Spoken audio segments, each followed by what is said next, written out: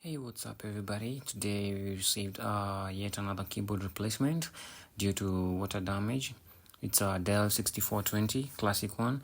So to replace it, you take out that piece of plastic that doesn't seem like it can come out, but it usually comes out, so that you can access a few screws.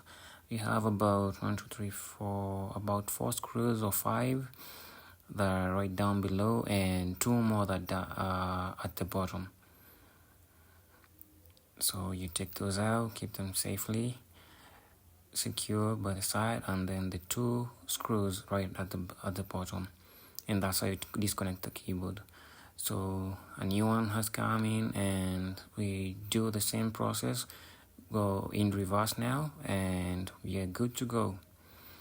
And so now test the keyboard. Most time always say like, oh yeah, you're not testing the keyboard right. We use a certain nursery phrase, or is it a line that the quick brown fox stamped over the lazy dog?